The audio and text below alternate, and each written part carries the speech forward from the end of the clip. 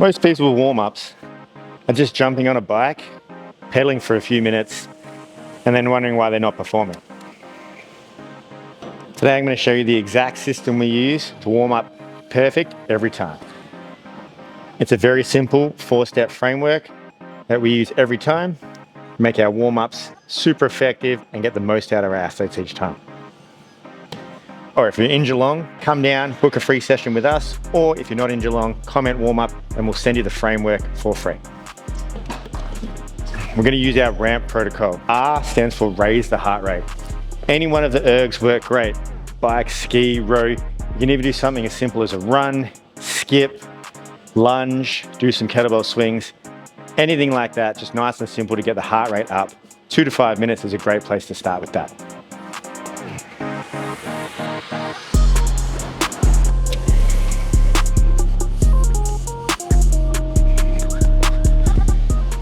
Up next, we got A, activation protocol.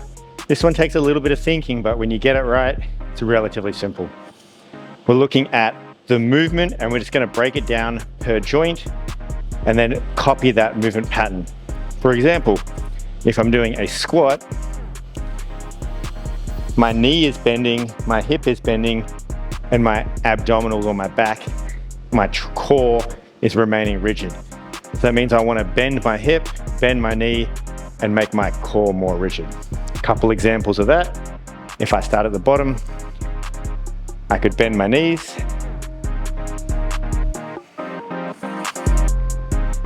then I could bend my hip,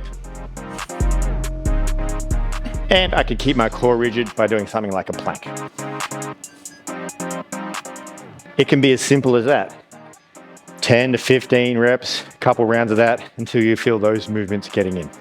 Don't have to complicate it. Look at the movement you're going to do, break down the joint angles, copy those movements easily. Now, in the words of the great Kelly Starrett, you can't stretch frozen chewing gum. That brings us up to M. M is Mobilize. Stands for mobilize the position of restriction. If you have a position that's tight, then a good chance now, after you're a little bit warm, is to give that a little stretch.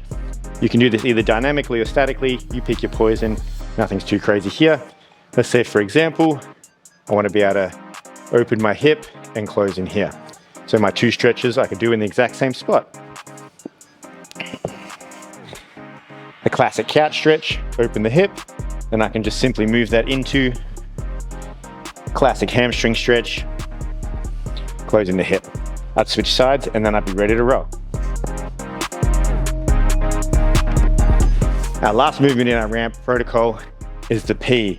This stands for one of 2 things depending on what we're doing. If we're doing a skilled movement, P stands for practice. Practice the movement you're about to do. Do some drills, do some skills. If I'm doing snatches, I'm going to do some skill transfer. If I'm doing muscle ups, I'm going to practice my skills up there before I go for my movements.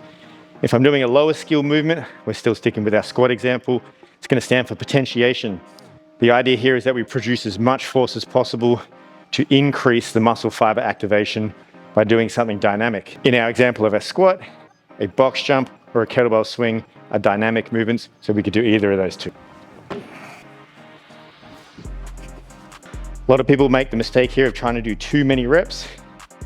1 to 4 repetitions, 1 to 2 sets is enough to get those things firing. So next time you're hitting up a workout, use the ramp protocol, raise the heart rate, activate key muscle groups, mobilize positions to restriction, and then practice or potentiate your patterns. You'll find your workout will have greater intensity. Greater intensity means greater results. Remember to comment, warm up down below if you want us to send you this framework. Get out there, get training. Have a good one.